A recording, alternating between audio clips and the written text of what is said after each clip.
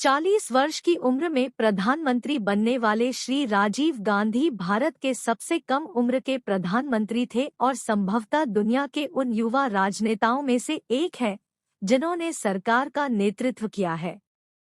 उनकी मां श्रीमती इंदिरा गांधी 1966 में जब पहली बार प्रधानमंत्री बनी थी, तब वह उनसे उम्र में 18 साल बड़ी थी।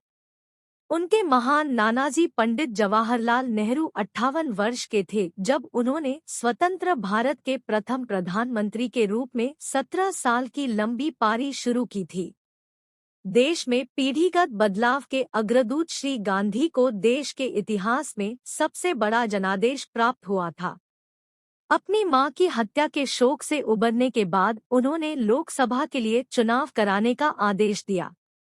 उस चुनाव में कांग्रेस को पिछले 7 चुनावों की तुलना में लोकप्रिय वोट अधिक अनुपात में मिले और पार्टी ने 508 में से रिकॉर्ड 401 सीटें हासिल की। 700 करोड़ भारतीयों के नेता के रूप में इस तरह की शानदार शुरुआत किसी भी परिस्थिति में उल्लेखनीय मानी जाती है। यह इसलिए भी अद्भुत है क्योंकि वे उस राजनीतिक परिवार से संबंधित थे जिसकी 4 पीढ़ियों ने स्वतंत्रता संग्राम के दौरान एवं इसके बाद भारत की सेवा की थी। इसके बावजूद श्री गांधी राजनीति में अपने प्रवेश को लेकर अनिच्छुक थे एवं उन्होंने राजनीति में देर से प्रवेश भी किया। श्री राजीव गांधी का जन्म 20 अगस्त 1984 में बम्बई में हुआ था। वे सिर्फ 3 वर्ष के थे जब भारत स्वतंत्र हुआ और उनके दादा स्वतंत्र भारत के प्रथम प्रधानमंत्री बने। उनके माता-पिता लखनऊ से नई दिल्ली आकर बस गए। उनके पिता फिरोज गांधी सांसद बने एवं जिन्होंने एक निडर तथा मेहनती सांसद के रूप में ख्याति अर्जित की। राजीव गांधी ने अपना बचपन अपने दादा के साथ 3 मूर्ति हाउस में बिताया जहां इंदिरा गांधी ने प्रधानमंत्री की परिचारिका के रूप में कार्य किया। वे कुछ समय के लिए देहरादून के वेलहम स्कूल गए लेकिन जल्द ही उन्हें हिमालय की तलहटी में स्थित आवासीय दून स्कूल में भेज दिया गया। वहां उनके कई मित्र बने जिनके साथ उनकी आजीवन दोस्ती बनी रही। बाद में उनके छोटे भाई संजय गांधी को भी इसी स्कूल में भेजा गया जहां दोनों साथ रहे। स्कूल से निकलने के बाद श्री गांधी कैम्ब्रिज के ट्रिनिटी कॉलेज गए लेकिन जल्द ही वे वहां से हटकर लंदन के इंपीरियल कॉलेज चले गए। उन्होंने वहां से मैकेनिकल इंजीनियरिंग की पढ़ाई की। यह तो स्पष्ट था कि राजनीति में अपना करियर बनाने में उनकी कोई रुचि नहीं थी। उनके सहपाठियों के अनुसार उनके पास दर्शन, राजनीति या इतिहास से संबंधित पुस्तकें न होकर विज्ञान एवं इंजीनियरिंग की कई पुस्तकें हुआ करती थी। हालांकि संगीत में उनकी बहुत रुचि थी। उन्हें पश्चिमी और हिंदुस्तानी शास्त्रीय एवं आधुनिक संगीत पसंद था। उन्हें फोटोग्राफी एवं रेडियो सुनने का भी शौक था। हवाई उड़ान उनका सबसे बड़ा जुनून था। अपेक्षानुसार इंग्लैंड से घर लौटने के बाद उन्होंने दिल्ली फ्लाइंग क्लब की प्रवेश परीक्षा पास की एवं वाणिज्यिक पायलट का लाइसेंस प्राप्त किया। जल्द ही वे घरेलू राष्ट्रीय जहाज कंपनी इंडियन एयरलाइंस के पायलट बन गए। कैम्ब्रिज में उनकी मुलाकात इतालवी सोनिया मैनो से हुई थी जो उस समय वहां अंग्रेजी की पढ़ाई कर रही थी। उन्होंने 1968 में नई दिल्ली में शादी कर ली। वे अपने दोनों बच्चों राहुल और प्रियंका के साथ नई दिल्ली में श्रीमती इंदिरा गांधी के निवास पर रहे। आसपास राजनीतिक गतिविधियों की ऐसी हलचल के बावजूद वे अपना निजी जीवन जीते रहे। लेकिन 1980 में एक विमान दुर्घटना में उनके भाई संजय गांधी की मौत ने सारी परिस्थितियां बदल कर रख दी।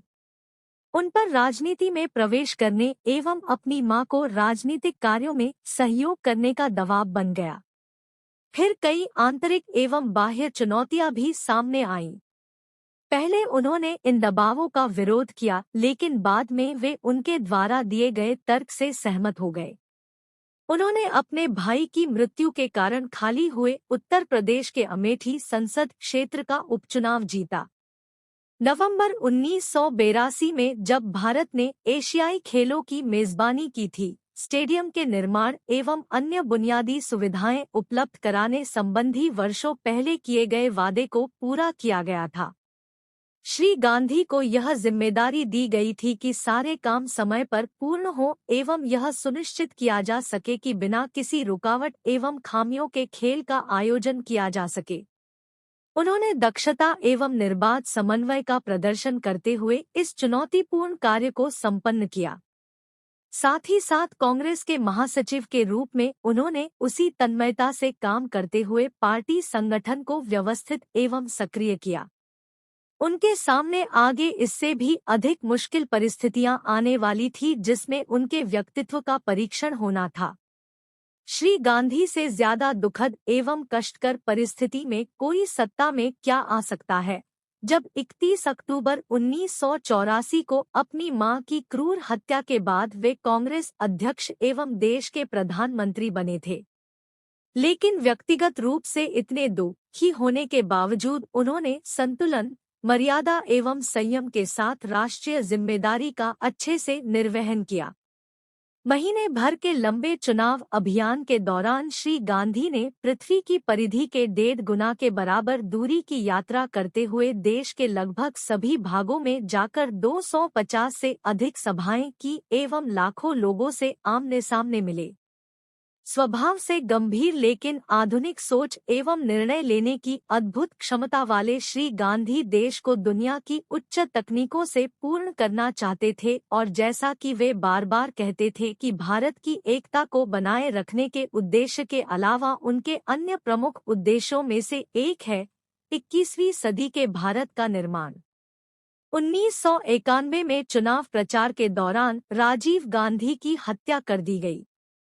उनकी मृत्यु के बाद राजीव गांधी को भारत सरकार द्वारा भारत रत्न से सम्मानित किया गया।